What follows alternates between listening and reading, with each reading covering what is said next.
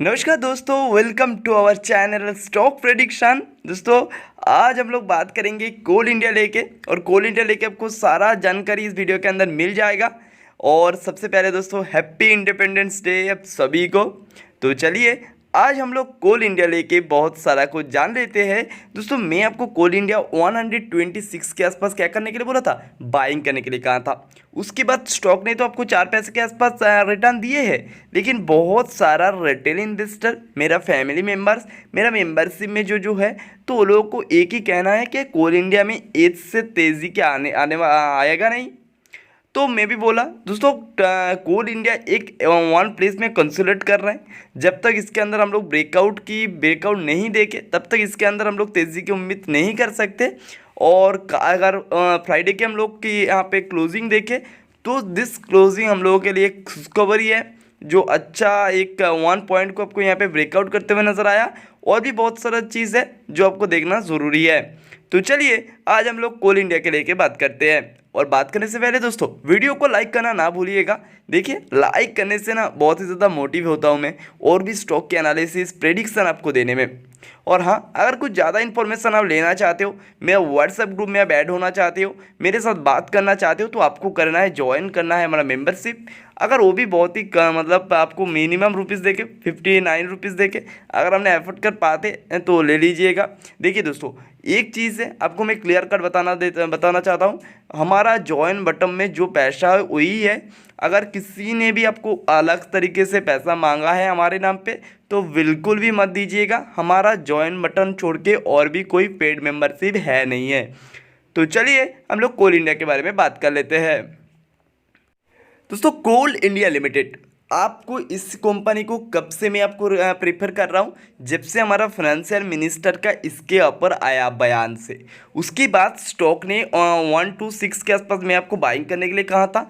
Stock ने 123 के आसपास चला गया। तो बहुत सारा दोस्तियाँ आके वहाँ पे गालियाँ दे रहे थे, क्या तेरे को रिकमेंडेशन नहीं करना आता है। तो मैं शांत था, मेरे को पता था, मैं जो एनालिसिस किया था, स्टॉक भाग सकता है। और अगर उसी वीक के अंदर स्टॉक ने आपको 148 के तरफ आपको यहाँ पे टच करता हुआ नजर आया, बहुत सारा कल का प्रॉफिट आया। उसके बाद बहुत सारे लोग बोल रहे हैं क्या फ्रेश बाइंग कर ले, मैं मना कर दिया था। मैं सिंपल से मना कर दिया था। स्टॉक इतना ज़्यादा आपको हाई रेट पे मिल रहा था उसी टाइम, उसका RSI और बाकी सारे इंडिकेटर सब ओवरबॉट पे था, तो इसी वजह से मैं आप वहाँ पे मना कर दिया था। बतौर स्टॉक फिर से जब 126 के आसपास आया, तो मैं बोला फिर आप बाइंग कर सकते हैं। थोड़ा सा रिस्की है, यहाँ से थोड़ा सा गिर भी सकता है, लेकिन इसी पॉइंट हमारा सेफ पॉइंट है, इस पॉइंट से आप बाइंग कर सकते हैं। उसी पॉइंट से स्टॉक आपको 130 के आसपास ट्रेड कर रहा है, तो आपको 4 रुपया 5 रुपया के आसपास प्रॉफिट तो बन रहा है। तो दिक्कत वाली बात है नहीं है, लेकिन मेरा जो टारगेट था वो थोड़ा सा लॉन्ग था। इसी वजह से बहुत सारा जो मेरा दोस्त है जो वो मेरे को कमेंट कर रहे हैं कि इसके अंदर तेज़ी नहीं आएगा।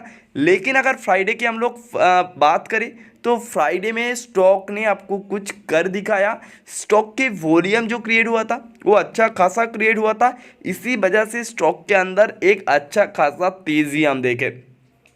एक दिन में आपको 3 रुपया के आसपास क्या हो ना, आपको यहाँ पे रिटर्न देते हुए नजर आया। जहाँ पे परसेंटेज करें तो 3% के आसपास आप परसेंटेज में मिल रहा है। स्टॉक की अभी फिलहाल की क्लोजिंग आप लोग देख पा रहे, 131.95, मतलब 132। तो 132 के आसपास जब स्टॉक ने पहुंच ही चुका है, तो क्या हम इसी के अंदर तेजी की उम्मीद कर सकते हैं? बिल्कुल कर सकते हैं, लेकिन छोटा छोटा चीज़ को आपको ऊपर नज़र रखना बहुत ही ज़रूरी है। और वो छोटा छोटा चीज़ के बारे में ही हम लोग बात करेंगे। स्टॉक की ओपन कंफर्टेबल प्लेस में, उसके बाद 11 बजे 11:30 बजे आपको कंसल्टेट वही प्लेस में आपको ट्रेडिंग होते हुए नजर आया। उसके बाद बम्पर तेजी, और आपको बूम करके हाई टॉप पे जाके उसी रेट पे आपको यहाँ पे कंसल्टेट करते हुए नजर आया। उसके बाद थोड़ा सा गिरावट हुई है, लेकिन कोई दिक्कत वाली बात नहीं लग रहा है।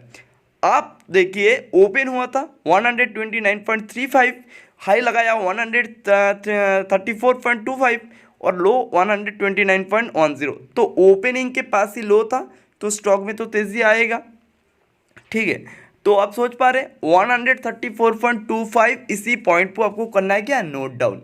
इस पॉइंट को नोट डाउन क्यों करना है, मैं आगे जाके आपको बताने वाला हूँ। ओके, चलिए हम लोग नेक्स्ट पैरामीटर के ऊपर नज़र डालते हैं। दोस्तों मैं आपको दिखा रहा हूँ 14 अगस्त 2020 मतलब फ्राइडे की आपको ट्रेडिंग सेशन के बारे में। तो क्वांटिटी जो ट्रेड हुआ था वो हुआ था 2,39,46,126। तो आप समझ पा रहे क्वांटिटी ट्रेड के मामले में स्टॉक ने अच्छा खासा था। अगर हमें उसे डिलीवरी क्वांटिटी के ऊपर नज़र डालें तो उसी के रेट पे आपको थोड़ा सा घटते हुए नजर आया 59,94,241। तो हमें परसेंटेज करें तो 25.03% के आसपास हमें डिलीवरी क्वांटिटी मिल रहा है, जहां से आप इंडिकेट लगा सकते हैं, आप यहां पे प्रेडिक्ट कर सकते हैं। नहीं, स्टॉक के अंदर अच्छा खासा डिलीवरी क्वांटिटी उठा के गए हैं, क्योंकि स्टॉक के अंदर एक आपको क्या नाम एक छोटा मेजर एक आपको यहाँ पे क्या हुआ, आप एक डिस्ट्रॉय देखे, अब एक मतलब यहाँ पे एक ब्रेकआउट देखे। देखिए सिंपली यहाँ पे क्लीन ब्रेकआउट नहीं है, क्लीन ब्रेकआउट होने से आपको मैं बता दूंगा, लेकिन छोटा सा एक ब्रेकआउट हुआ है और वो ब्रेकआउट के रीज़न भी मैं बताने वाला हूँ। दोस्तों हैरान कर देंगे आपको ये चीज़ देख के। दोस्तों जो कोल इंडिया लिमिटेड में आपको एक जो फाइनेंशियल मिनिस्टर के बाद का न्यूज के बाद कोल इंडिया लिमिटेड में अच्छा खासा वॉल्यूम क्रिएट हुआ था, उसके बाद भी अगर हम लोग इसको फॉलो करें 1 वीक के लिए, तो जो वीक से मैं आपको प्रेडिक्ट करके दिया हूँ उसी वीक से अगर फॉलो करें तो आपको यहाँ पे रिटर्न दिखाई दे रहा है 2% के आसपास।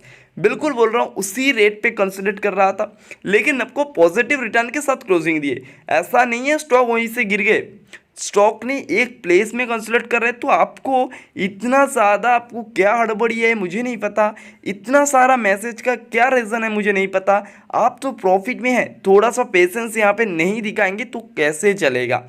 आपको 1 वीक को आप फॉलो ये किए तो और 2 वीक या 2 वीक के आसपास अगर आपने इसमें पेशेंस रखे तो शायद इस स्टॉक आपको अच्छा खासा रिटर्न दे के जाए। ओके दोस्तों स्टॉक के लिए अभी फिलहाल अगर आप बात करें तो स्टॉक के अंदर फिलहाल जो रेसिस्टेंस है थोड़ा सा आपको क्लियर कट तरीके से इसको पता करना है। तो कैसे हैं 134.37, इसी पॉइंट को आपको लिख के रखने के लिए बोला था। इसी पॉइंट आपके लिए बहुत ही इंपॉर्टेंट है। दिस पॉइंट बहुत ही स्ट्रॉन्ग एक रेसिस्टेंस है, एक स्ट्रॉन्ग रेसिस्टेंस है। आज अगर इस स्टॉक आपको 135 के ऊपर एक बार भी क्लोजिंग दे दे तो आपको रेसिस्टेंस टू 136.88, दिस रेसिस्टेंस कोई काम का नहीं है, इसको ब्रेकआउट आराम से कर सकता है। आराम से मतलब बिल्कुल स्मूथली इसको ब्रेकआउट कर सकता है। लेकिन रेसिस्टेंस 3 को फिर आपको याद करना है 140 के आसपास, जो रेसिस्टेंस बहुत ही तगड़ा है। अगर उसे ब्रेकआउट कर दे तो स्टॉक आपको 148 के आसपास आराम से ट्रेड करता हुआ नजर आएगा। देखिए अगर इतना दूर जब भागेगा तो आपको हर एक इंडिकेटर के भी ऊपर फोकस करना ज़रूरी है, क्योंकि हर एक इंडिकेटर अगर वहाँ ओवरबॉट पे चला जा रहा है तो उसके पास का रेसिस्टेंस की स्ट्रेंथनेस बढ़ जाएगी और आपको स्टॉक को आपको वहाँ से आपको क्या नीचे आते हुए नजर आएगा। तो अगर इसी 34.37 के आसपास जो इंडिकेटर है वो इंडिकेटर थोड़ा सा आपको क्या ना ओवर की तरफ जाते हुए नजर आ रहा है, तो इसी वजह से 34.37 एक अच्छा खासा रेजिस्टेंस इसी वजह से बोल रहा हूँ। This region is indicator. तो मैं हम लोग इंडिकेटर के भी ऊपर फोकस करेंगे, लेकिन आपको क्या करना है, आपको एक स्क्रीनशॉट लेना है इस पार्ट का। आप अगर कोल इंडिया में इन्वेस्टेड है या फ्रेश बाइनिंग करना चाहते हैं ले लीजिए। ओके चलिए हम लोग नेक्स्ट देखिए, सिर्फ हम लोग स्विंग ट्रेड के बारे में बात नहीं कर रहा हूँ। अगर कोल इंडिया में हम लोग लॉन्ग टर्म के भी पोजीशन बनाए तो इस स्टॉक के अंदर कंपनी का जो क्वालिटी है वो इज गुड है। गुड मतलब आपको पता होगा पब्लिक सेक्टर है, आपको न्यूज के ऊपर दम करके इसके अंदर इफेक्ट होता है। तो अगर उसी चीज़ को अगर डिनाई करें तो स्टॉक गुड है। और जो आपको बुकरेस के एवरेज टारगेट भी आ रहा है वो आपको आ रहा है 250 के आसपास, तो अच्छा खासा यहाँ पे टारगेट भी मिल रहा है। अगर आपने चाहते हैं तो इस स्टॉक को लॉन्ग की पोजीशन भी बना सकते हैं, लेकिन लॉन्ग मैं इंडिकेट कर रहा हूँ 1 ईयर, उसके ज़्यादा आपको 2 ईयर्स, इसके ऊपर इस स्टॉक को आपको मतलब इसके ऊपर पकड़ के रखना, इसके इन्वेस्ट करके रखना, मैं जानता हूँ उतना तो सही नहीं होगा। दोस्तों वैल्यूएशन के बारे में बात करें तो वेरी अट्रैक्टिव, क्यों मैं बता रहा हूँ, उसका पी रिसोर्स सेक्टर की पी रिसोर्स से अभी भी 16 अंक की डिफरेंस है, तो इसी वजह से आपको वेरी अट्रैक्टिव लगना चाहिए। इस भाव अभी अट्रैक्टिव ही है यार। ओके फाइनेंशियल ट्रेड नेगेटिव है दोस्तों, आपको पता होगा कोल सेक्टर में इफेक्ट जो आया है कोविड-19 का वो डायरेक्टली आया है, पूरा डायरेक्टली इसके अंदर इम्पैक्ट किए। तो फाइनेंशियल ट्रेड इसके अंदर नेगेटिव आने की हम लोग का जो सोचना है वो बिल्कुल सही है, आएगा। इसमें नेगेटिव इसके मेरे तो दिक्कत वाली बात नहीं लग रहा है। आपको अगर लग रहा है तो कमेंट करके मस्ट बताइए। सबसे इंटरेस्टिंग चीज़ में आ जाते हैं इसका चार्ट के बॉलिंगर बैंड्स को आपको छू करके आते हुए नजर आया। जहाँ पे बॉलिंगर बैंड्स बन रहा है आपको, कहाँ पे आपको बन रहा है, यहाँ पे 134 पॉइंट के आसपास। तो वही से स्टॉक आपको यहाँ पे ढकेलते हुए नजर आया, लेकिन आपको एक कॉम्पेटेबल प्लेस में यहाँ पे क्लोजिंग दिए। तो स्टॉक के अंदर हम लोग तेजी की उम्मीद कर सकते हैं। वॉल्यूम के बारे में बात करें तो आपको पता होगा, वॉल्यूम यहाँ पे आपको नज़र रखेंगे तो आप देखेंगे यहाँ पे 10 डेज का वॉल्यूम उठा लीजिए। मैं 1 डे के कैंडल लगा रखा हूँ, तो हर एक तो जो वॉल्यूम आपको नज़र में आ रहा है तो एक एक डे को रिप्रेजेंट कर रहा है। आप 10 डेज से 15 डेज को पकड़ लीजिए, वॉल्यूम यहाँ पे क्रिएट ही नहीं हो रहा था। दिस इज अमेजिंग यार। और आज अगर 14 अगस्त की आप बात करें तो वॉल्यूम यहाँ पे अच्छा खासा यहाँ पे ट्रेड हुआ था। तो अगर हमें RSI की बात करें तो 53 के आसपास, तो इसी भी ध्यान रखिए ये भी थोड़ा सा ओवरबॉट जोन की तरफ जाने के लिए तैयारी कर रहा है। MFI की बात करें तो MFI अब तक आपको ओवरबॉट जोन पे गए चुके हैं। तो इस स्टॉक के अंदर फ्रेश बाइंग की अभी थोड़ा सा हम लोग अगर मोटिव बनाए तो फिर थोड़ा सा दूरी बना के रख सकते हैं।